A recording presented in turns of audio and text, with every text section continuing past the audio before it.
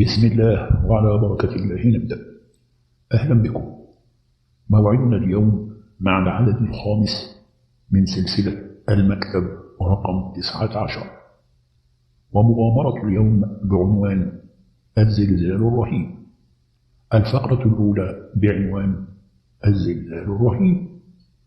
في ليلة من ليالي أغسطس الحارة، ومدينة القاهرة تموج شوارعها بالمرة كما هو المألوف في مثل هذا الشهر من السنة، وفي أحد المواقع التجارية الهامة التي كانت تفور بالزحام الشديد والحركة العنيفة بسبب السيارات المكدسة في الشوارع أو المارة المتدافعين في سرعة زائدة لاقتضاء حاجاتهم قبل أن تغلق المحلات أبوابها.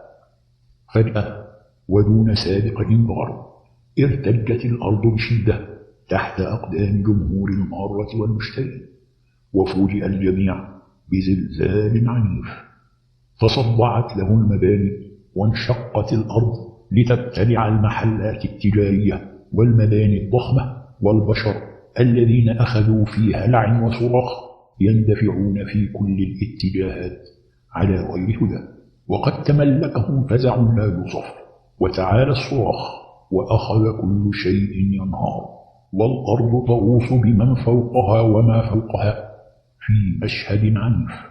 وبعد قرابة الساعة من هذه الفورة الأرضية والاضطراب والفزع الهائل الذي خلفته، عاد كل شيء إلى سكونه، وقد ترك الزلزال العنيف آثاره الرهيبة والمتمثلة في الأطنان الضخمة من الأنقاض التي لا يستطيع أحد أن يميز من خلالها بين شيء وآخر.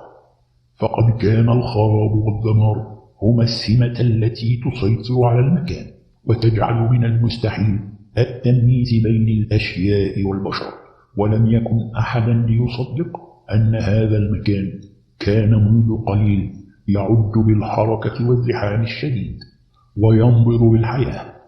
وأسرعت العشرات من سيارات الإطفاء والإسعاف وطائرات الهليكوبتر والمئات من رجال الإنقاذ ومعهم جميع معداتهم يبذلون أقصى جهد ممكن لرفع الأنقاض التي تخلفت عن الزلزال المدمر، ومحاولة العثور في عجلة زائدة على أحياء بين شواهد الموت التي أصبحت تحيط بالمكان.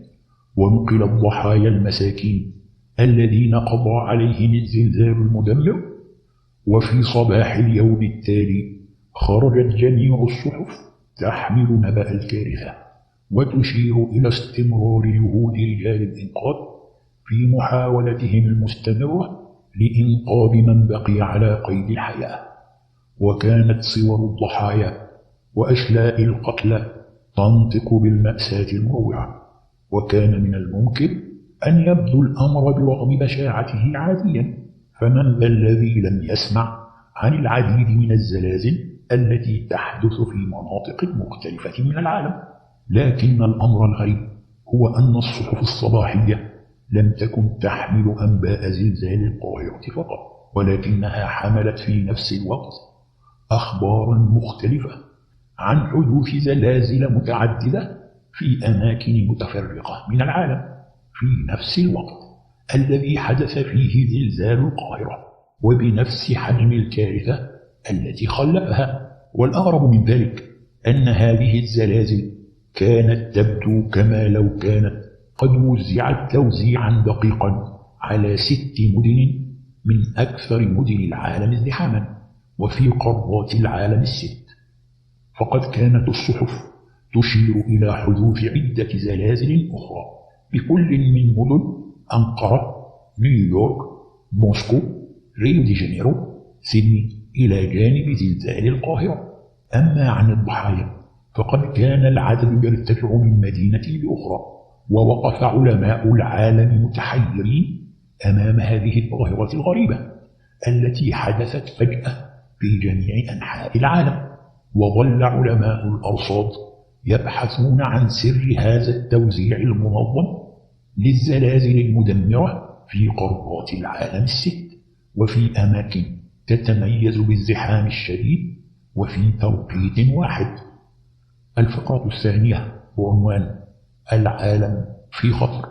وفي الليلة التالية وتلفزيونات العالم تنقل عبر الأقمار الصناعية أحداث الدورة الأولمبية التي تقام بمدينة بوخارست عاصمة رومانيا. كانت أنباء الكوارث التي نجمت عن زلزال الأمس تفرض نفسها على ما عداها من الأنباء الهامة. ووقف الرياضيون دقيقة حدادا على ضحايا الزلزال في جميع أنحاء العالم، وذلك قبل أن تبدأ المباريات الرياضية.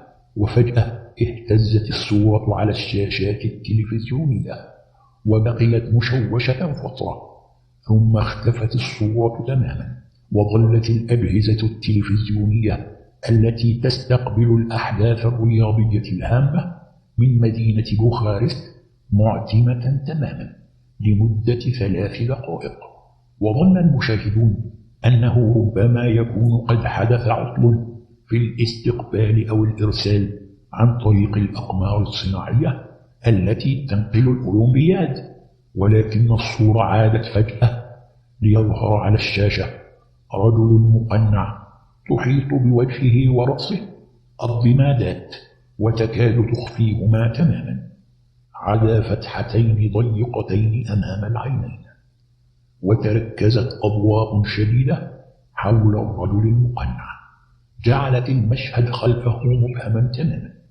وأمسك الرجل بميكروفون أمامه وراح يتكلم قائلا: إلى شعوب العالم أتحدث، آسف بأنني قد قطعت عليكم أحداث الدورة الأولمبية الهامة، وآسف أيضا لهذه المفاجأة والدهشة التي أتأكد تماما أنها ترتسم الآن على وجوهكم، ولكني أعتقد أنكم ستجدون فيما أحدثكم بشأنه الآن ما هو أكثر إثارة من مباريات الدورة الأولمبية. يؤسفني أن أخبركم أنني كنت المسؤول الوحيد عن الزلازل ال6 الرهيبة التي حدثت في العالم أمس. أما كيف قمت بهذا العمل فهذا إحدى أسراري التي أحتفظ بها لنفسي. وأما إذا كنتم في شك مما أقول وترتابون في قدراتي فدعوني أثبت لكم بعضها. دعونا ننتقل مرة أخرى إلى أحد استادات الدورة الأولمبية والتي تقام على ملاعبها الآن إحدى المباريات الرياضية الشيقة. وبالفعل عاد الإرسال لينقل على الشاشة أحداث مباراة ساخنة في كرة القدم، حيث كانت المباراة في ذروتها والاستاد يكتظ بالجمهور عن آخره، وقد غطى الحماس والتشجيع أرجاء الملعب.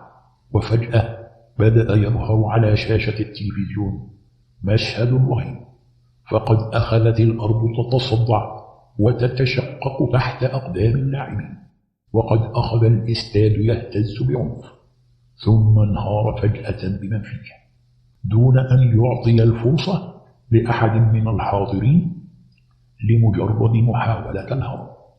وتعالى الصراخ وانتشر الفزع لتنتهي المباراة نهاية مروعة لكل من الجمهور واللاعبين. وعادت الصورة على شاشة التلفزيون للإضلال مرة أخرى، ليعود بعدها هذا الرجل المقنع للظهور على الشاشة قائلا بسخرية: أعتقد أنكم قد تمتعتم الآن بهذه المباراة المثيرة، وأصبحتم تقدرون إمكاناتي حق قدرها. إنما حدث أمس واليوم من الممكن أن يحدث في أي مكان من العالم إذا أردت أنا ذلك، وأعتقد أنكم لا ترغبون أبدا في تكراره. لذلك فإنني أخاطب شعوب العالم المحبة للحياة: ليس أمامكم سوى طريق واحد إذا أردتم ألا تكونوا يوما ما ضحايا زلازل رهيبة تحدث فجأة لتتحولوا إلى أنقاض وأشلاء. وهذا الطريق يعتمد على إقناع حكوماتكم بتنفيذ الآتي: أولا، أن تعقد اجتماعا بواسطة ممثليها في هيئة الأمم المتحدة. ثانيا، أن يعلن ممثلو هذه الدول خضوع دولهم دون قيد أو شرط لحكم كيرو أوهارا ودولته الجديدة. ثالثا، أن توضع جميع أسلحة هذه الدول وقواتها تحت سيادتي وسيطرتي أنا كيرو أوهارا، وعليكم أن تتأكدوا أنني أملك تحت يدي ما هو أقوى من القنابل الذرية التي تمتلكها بعض دول العالم، ولن تتمكن أي دولة من الوصول إليه أو محاولة قهري، فأنا أقوى مما يمكنكم أن تتصوروا، وطريق النجاة الوحيد أمامكم يكمن في تنفيذ أوامري التي طرحتها عليكم الآن. إنني أعطي للعالم مهلة للتفكير 10 أيام، والدول التي ستبادر بإعلان استسلامها سيكتب لها النجاة، وتلك التي ستعلن رفضها عليها أن تتحمل أسوأ العواقب. وليكن معلوما أنني سأبدأ انتقامي بالدول ال6 التي حدثت فيها زلازل أمس، فهي قد تلقت إنذارها الأول ولم ترتدع، ثم يأتي بعدها بقية دول العالم. تذكروا جيدا أن الموت والدمار يمكن أن يلحق بكم في أي وقت وفي أي مكان، وعليكم أن تختاروا بين الموت والحياة.